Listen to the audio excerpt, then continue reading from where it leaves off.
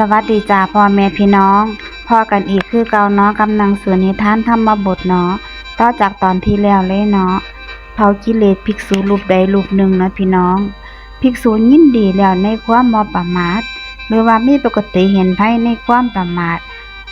ย่อมเผาสังโยชน์ทั้งละเอียดและหยาบไปได้จุด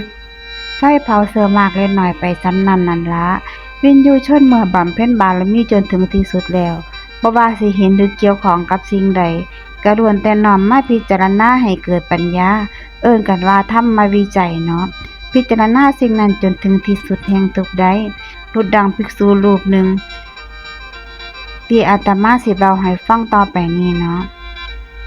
ดังที่ได้สดับมาภิกษุนั้นเรียนกรรมฐานในสำนักพระศาสดาแล้วข้าปาเพียรพยายามอยู่ก็บ่อาจบรรลุพระอรหันต์ได้เพิ่นก็เลยนึกว่าเฮาสิจักไปทูลขอพระศาสดาให้ตัดบอกกรรมฐานให้วิเศษขึ้นไปจังซั่นแล้วก็เลยออกจากป่านั้นกำลังสิเดินทางมายังสำนักพระศาสดาก็เห็นไฟป่ามันลุกลามมากมายในระหว่างหนทางก็ฟ้าวขึ้นยอดเขาหัวโลนลูกนั้นนั่งเบิ่งไฟซึ่งกำลังไหม้ป่าอยู่ก็ยึดเอาเป็นอารมณ์ว่าไฟนี้มันเผาเสือทั้งหลายมากและน้อยไปชั้นใดแม้ไฟคืออริยมรรคญาณก็จักเผาสังโยชน์ทั้งหลายมากและน้อยไปชั้นนั้นพระศาสดาประทับนั่งในพระคันธกุฏีนั่นแลทรงทราบวาระจิตของเธอแล้วตรัสว่าจังสันนั่นแหละภิกษุสังโยชน์ทั้งหลายละเอียดและหยาบซึ่งเกิดอยู่ในภายในของสัตว์เหล่านี้ดูเชื่อมากบางหน่อยแน่หลายแน่ฉะนั้นละควรเผาสังโยชน์เหล่านั้นโดยไฟคือย่านเสียและเฮ็ดให้เป็นของบ่ควรเกิดอีกเนาะจังซั่นแล้วทรงเป็นพระรัศมีปรากฏละหนึ่งว่าประดับ1 นาทีเฉพาะหน้าของภิกษุนั้นแล้วตรัสพระคาถานี้ว่าภิกษุยินดีแล้วในความบ่ประมาทหรือมีปกติเห็นภัยในความประมาทย่อมเผาสังโยชน์ทั้งละเอียดและหยาบไปได้ดุจไฟเผาเสือมากและน้อยไปชั้นนั้นนั่นละในการจบคาถาภิกษุนั้นนั่งอยู่ที่นั่นเที่ยวเผาสังโยชน์ทั้งหมดแล้วบรรลุพระอรหันต์พร้อมโดยปฏิสัมภิทาทั้งหลายแล้วหอมมาชมเชยสรรเสริญพระสรีระของพระตถาคตซึ่งมีวรรณาดุจทองคำถวายบังคมแล้วหลีกไปจังสันนั้นละภิกษุยินดีในความบ่ประมาท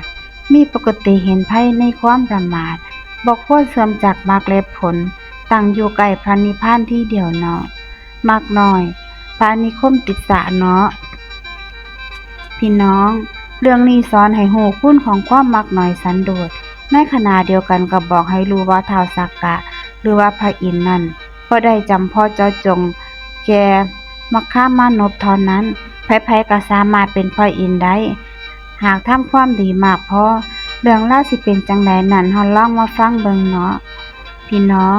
ความพิสดารว่ากุลบุตรคนหนึ่งเกิดและเติบโตในนิคมหนึ่งซึ่งบ่ไกลจากกรุงสาวัตถีเท่าใดนักได้อุปสมบทในศาสนาของพระศาสดาแล้วปรากฏชื่อว่าพระนิคมติสสะเถระเป็นผู้มักน้อยสันโดษสงัดปราลบความเพียรทำเที่ยวรับบิณฑบาตเฉพาะไปในบ้านของญาติของเพิ่นอยู่เป็นนิดเมื่อคนทั้งหลายเช่นอนาถบิณฑกาเศรษฐีทำมหาทานอยู่ก็ดีเมื่อพระเจ้าประเสนทิโกศลทรงบำเพ็ญอทินนาทานอยู่ก็ดีเพิ่นก็บ่เคยมารับทานที่กรุงสาวัตถีเลยพวกภิกษุจึงสนทนากันว่าพระนิคมติสสานีลุกขึ้นแล้วก็คุกคีด้วยญาติอยู่เมื่อคนทั้งหลายถวายทานเธอบ่เคยมาเลยจังซั่นแล้วก็เลยทูลฟังพระศาสดาว่าพระศาสดารับสั่งให้เอิ้นเพิ่นมาแล้วก็ตรัสถามว่าติสสะได้ยินว่าเธอเฮ็ดจังซั่นแม่นอีหลีบ่เมื่ท่านกราบทูลว่าข้าแต่พระองค์ผู้เจริญข้าพระองค์หาได้มีความคุกคีด้วยญาติหมายข้าพระองค์อาศัยญาติเหล่านั้นย่อมได้อาหารที่พอสิคืนกินได้ข้าพระองค์คิดว่าเมื่อเฮาได้อาหารที่เลวก็ตามปราณีก็ตามซึ่งพอยังอัตภาพให้เป็นไปได้แล้วสิมีประโยชน์อีหยังด้วยการแสวงหาอาหารอีกแล้วจังซั่นแล้วจึงบ่มาความคุกคีด้วยหมู่ญาติบ่มีแก่ข้าพระองค์พระเจ้าค่ะที่จริงพระองค์ก็ทรงทราบอัธยาศัยของเพิ่นอยู่จึงประทานสาธุการว่า สาธุดีแล้วล่ะติสาจังสันแล้วตัดว่าติสาการที่เธอได้อาจารย์เช่นเล่าแล้วเป็นผู้มักน้อยก็อัศจรรย์นักเพราะว่าความมักน้อยนี้เป็นแบบแผนของเฮาเป็นประเพณีของเฮาจังสันแล้วจงทรงนำอดีตนิทานนี้มาเว้าตามคำเรียกร้องของหมู่ภิกษุว่าในอดีตการนกแขกเต่าหลายพันตัวอยู่ในป่ามาเดือแห่งหนึ่งใกล้ฝั่งแม่น้ำคงคาในป่าหิมพานต์บรรดานกแขกเต่าพวกนั้นพญานกแขกเต่าตัวหนึ่งเมื่อเห็นผลต้นไม้ที่ตนอาศัยอยู่หมดสิ้นแล้วมันสิกินหน่อใบหรือว่าเปลือกซึ่งยังเหลืออยู่ดื่มน้ำในแม่น้ำคงคาเป็นสัตว์ที่มีความปรารถนาน้อยอย่างยิ่งสันโดษบ่ไปหม้องอื่นโดยคุณคือความปรารถนาน้อยและสันโดษของพญานกเต่านั่นล่ะพบของท้าวสักกะกะหวั่นไหวแล้วท้าวสักกะทรงเห็นเหตุนั้นแล้วเพื่อสิทดลองพญานกแขกเต่านั้นทรงบันดาลให้ต้นไม้นั้นเหี่ยวแห้งโดยอานุภาพของตนต้นไม้หักแล้วเหลืออยู่แค่เพียงตอเท่านั้นแถมตอนนั้นยังเป็นช่องปูไปอีกต่างหากเมื่อลมโกกมากระทบต่อมีเสียงดูถูกค้นเคาะขุยทั้งหลายปลิวออกจากของต้นไม้นั้นพญานกแขกเต่าจิกกินขุยเหล่านั้นแล้วก็ดื่มน้ำในแม่น้ำคงคาก็บ่ยอมไปหม้องอื่นเพราะพันพึ่งลมและก็แดดจับอยู่ที่ปลายต่อมาเดือนั่นละท้าวสักกะทรงทราบว่าพญานกแขกเต่านั้นมีความปรารถนาน้อยอย่างยิ่งจึงดำริว่าเฮาสิให้พญานกแขกเต่านั้นกล่าวคุณแห่งมิตรธรรมแล้วให้พรแก่นกนั้นและจักบันดาลตนมาเดือให้มีผลบ่วายจังสันแล้วเนรมิตพระองค์ให้เป็นพญาหงส์ตัวหนึ่งนำนางอสุรกัญญาสุชาดาไว้ข้างหน้าเสด็จไปป่ามาเดือนั้นจับที่กิ่งแห่งต้นไม้ต้นหนึ่งในที่บ่ไกลหลายเมื่อสิตาสนทนากับพญานกแขกเต่านั้นพระองค์ตรัสถามว่าต้นไม้ทั้งหลายที่มีใบเขียวมีผลดกมีอยู่เป็นอันมากเหตุใดพญานกแขกเต่าจึงมีใจยินดีแต่ต้นไม้ผู้เล่าพญานกแขกเต่าก็ให้เหตุผลว่าเฮาเคยบริโภคผลแห่งต้นไม้นี้หลายปีมาแล้วถึงเฮาสิฮู้ว่าต้นไม้นี้บ่มีผลแล้วก็ต้องรักษามิตรไมตรีไว้ให้คือจังแต่ก่อนท้าวสักกะยังอดสงสัยบ่ได้ก็เลยตรัสถามว่านกทั้งหลายยอมละทิ้งต้นไม้แห่งผุ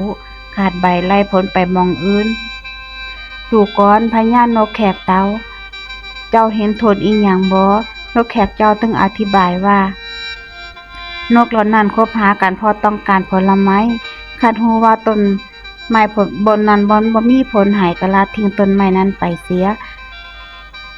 นกเหล่านั้นเขาโง่เขาเห็นแก่โตมักทำมิตรภาพให้เสียหาย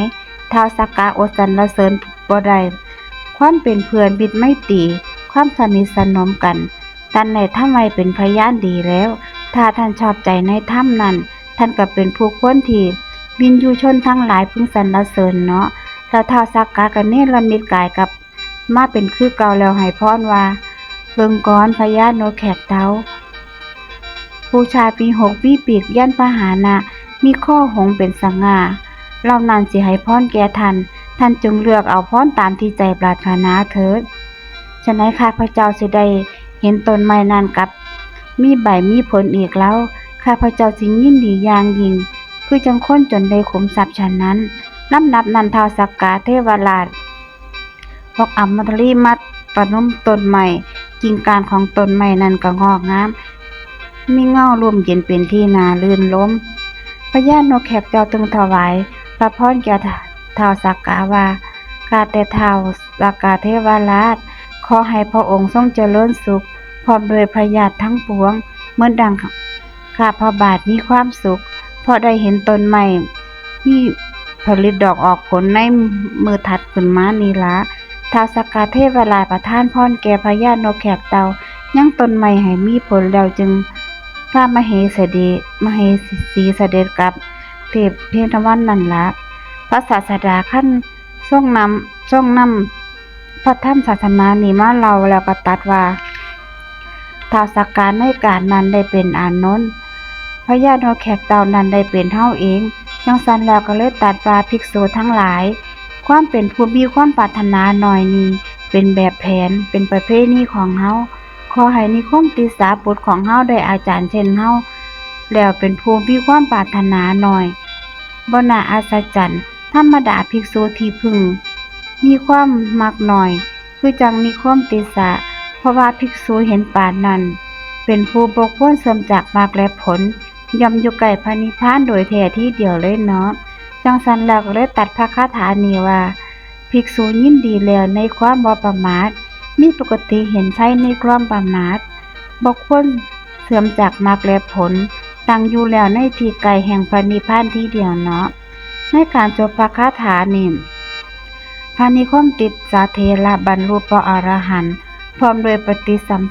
ภิทาทั้งหลายแล้วชนเหล่าอื่นก็เป็นอันมากได้เป็นอริยบุคคลมีพระโสดาบันเป็นต้นคือกัน เทศนามีผลมาก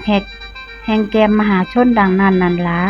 ขอกราบขอบพระคุณและอนุโมทนาบุญกับทุกท่านที่รับฟังจนจบคลิปเนาะพอกันใหม่ในคลิปหน้านะพี่น้อง